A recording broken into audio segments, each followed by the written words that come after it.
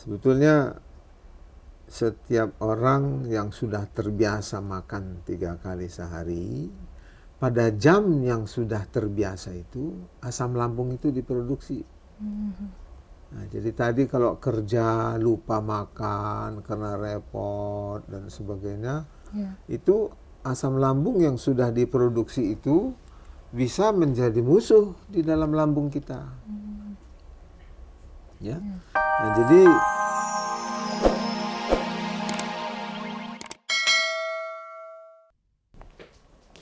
Assalamualaikum. Waalaikumsalam warahmatullahi wabarakatuh.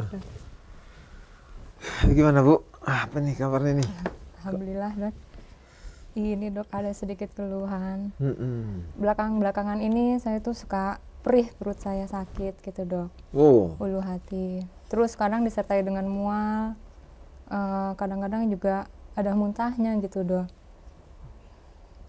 enten baru ini. Itu baru. Jadi sudah sering muntahnya enggak? Enggak dok. Hmm. Muntahnya itu hanya awal gejala gitu dok. Hanya sekali 2 kali gitu Oh, dok. sekali 2 kali. Iya dok. Jadi mulainya udah kapan tuh? Belakangan ini dok ya. Saat apa? Ya memang belakangan saya agak sibuk, Mm-mm. banyak kerjaan gitu. Kerjanya di mana sih? Di perusahaan swasta gitu dok. Oh. Saya di bagian kasir, Hmm. jadinya Banyak kerjanya uang gitu. banyak megang uang orang kali ya dok. Oh, orang. Terus Ya itu dok. Kalau apa? Itu serangannya ya dok. Biasanya tuh malam hari gitu. Saya kalau kebangun malam gitu, misalnya mau sholat, terus tiba-tiba suka baru terasa gitu dok. Saya coba makan, kok tambah perih gitu. Kemudian ya saya bawa tidur gitu. Jadi pagi saya coba jumpa dokter untuk berobat. sudah berusaha makan obat belum sebelum ini? Di samping mencoba mengisi makanan gitu enggak? Belum dok, saya hanya coba karena perih-perih saya pikir ya jadi mungkin akan telat makan atau apa, saya coba makan tapi kok tambah perih gitu loh dok. Jadi, Selama ini kesenangannya apa sih makanannya itu? ya itu dok, waktu waktu masih gadis katanya dok, itu saya suka itu dok diet yang aneh-aneh gitu dok. Oh, Iya. adanya bagaimana itu? Dietnya kurang teratur, jadi dietnya coba-coba sendiri, kadang makan buah yang kata orang katanya kalau makan buah asam-asam itu nurunin lemak gitu dok. Jadi konsumsi untuk makan yang asam-asamnya tuh saya suka berlebihan gitu.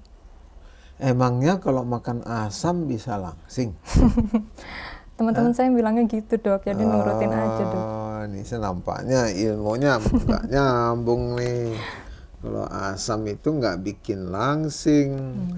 Jadi sebetulnya kalau yang disebut gejala-gejala tadi itu kemungkinan dikarenakan terganggunya sistem pencernaan. Iya. Ya. Jadi sistem pencernaan tadi katanya kerja di perusahaan swasta. Itu melayani kasir apa gimana tadi? Iya dok, jadi bagian kasir kalau ada apa, kalau mau gajian karyawan biasanya di drop di kasir kita gitu dok. Kita jadi kan sebelum gajian kita menyiapkan itu dok. Itu berapa jam tuh? Kadang kita sampai lembur sampai maghrib gitu dok. Untuk melayani besok pembagian. Hampir tiap bulan begitu tuh. Iya dok. Apa kalau jam makannya bagaimana? Jam makannya sebenarnya ada jam Di istirahat. kantor itu disediain makan Ada juga. gitu dok. Nah, Ya cuman di sela-sela kesibukan kan kadang karena kita kasir gitu dok, jadi ada tagihan dari perusahaan asing yang ke perusahaan kami gitu melalui cek atau giro. Jadi mungkin saat jam makan ya kita ngeladenin juga dok karena tamu gitu dok. jadi kerja itu cari uang. Iya nggak? Iya dok. Terus uangnya untuk apa? Ya sebenarnya untuk makan ya dok. Terus makannya dilalaikan.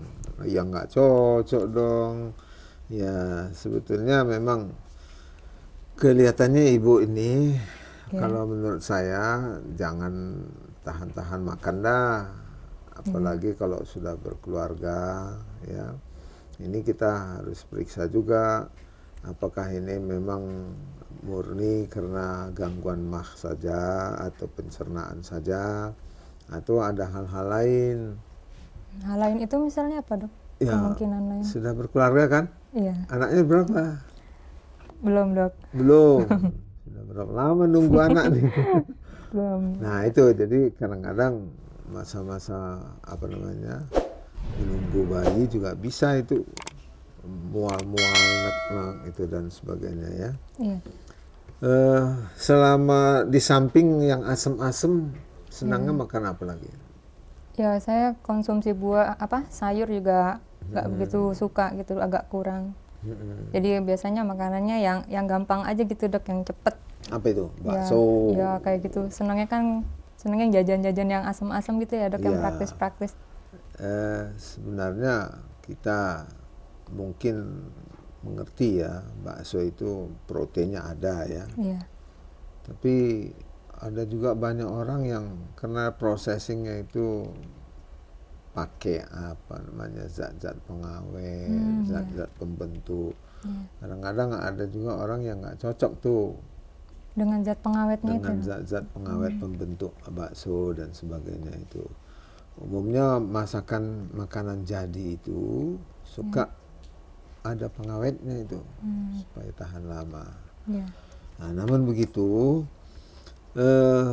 tadi dua hal yang saya lihat ini kemungkinan ya. Satu masalah kerja, yang lain masalah masuknya makanan. Iya. Itu sebetulnya apalagi ibu ini kan muslimah, ini yang apa namanya konsekuen kelihatannya ini ya. Insya Allah. Mestinya dipelajari juga ini masalah makanan ini ya. Jangan jangan dilalaikan sebab sebetulnya Rasulullah itu sudah pernah mengungkapkan ya bahwa sebaiknya kalau kami, kata Rasulullah itu, maksudnya orang Muslim itu ya, makan itu ketika lapar, berhenti sebelum kenyang betul. Itu sebetulnya kalau dari kajian ilmu kedokteran sudah tepat sekali itu. Dan sarjana yang bernama Rusia Volkov itu mencoba mengungkapkan, mengkaji ya. Sebetulnya setiap orang yang sudah terbiasa makan 3 kali sehari, pada jam yang sudah terbiasa itu asam lambung itu diproduksi. Nah, jadi tadi kalau kerja lupa makan karena repot dan sebagainya, itu asam lambung yang sudah diproduksi itu bisa menjadi musuh di dalam lambung kita. Ya. Nah, jadi apalagi disertai dengan suka makan asam. Ya. Asam lambung kita itu secara kimiawi kalau dikeluarkan ya, dibikin di tangan kita ini hangus nih. Begitu hebatnya. Tapi Allah itu begitu sempurna membuat kadar-kadar itu. Itu mukosa lambung kita dilindungi oleh satu selaput yang asam lambung itu sendiri tidak merusak sel lambung.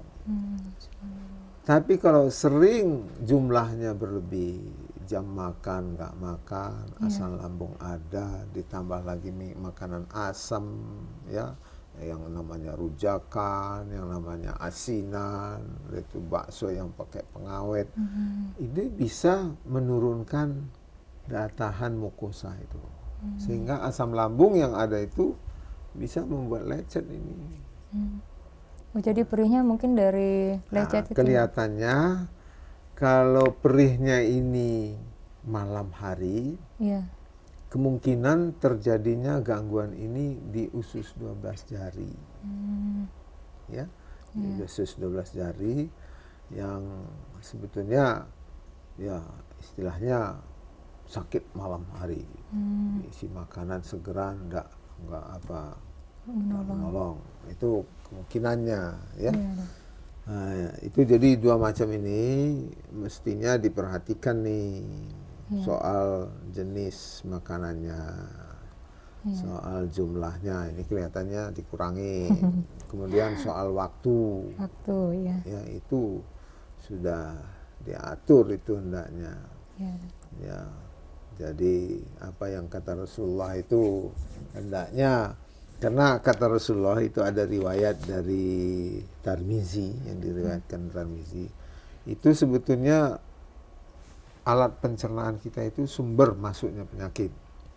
Itu kata Rasulullah, tidak ada yang lebih bahaya dari mengisi perut penuh-penuh. Cukup orang dengan beberapa porsi untuk menunjang kegiatannya. Isilah makanan itu sepertiga udara, sepertiga cairan, sepertiga yang padat. Sedangkan ibu ini yang padatnya nggak ada. Kurang dong. Ya. Jadi sebaiknya dijaga itu soal waktu, soal jenis. Ya. Obat yang dimakan belum ada. Belum ada, Dok. Saya hanya baru mencoba mengantisipasi dengan mencoba makan gitu, Dok. Tapi ternyata kok tambah perih gitu. Mungkin, Dok, salah satu di samping dari itu tadi pola makan saya yang kurang teratur. Seperti dokter tadi sudah menjelaskan, mungkin dari stres beban kerja ya, Dok ya. Atau mungkin banyak kegiatan. Mungkin ada jurus jitu, Dok, dalam menghadapi stres. Gimana maksudnya?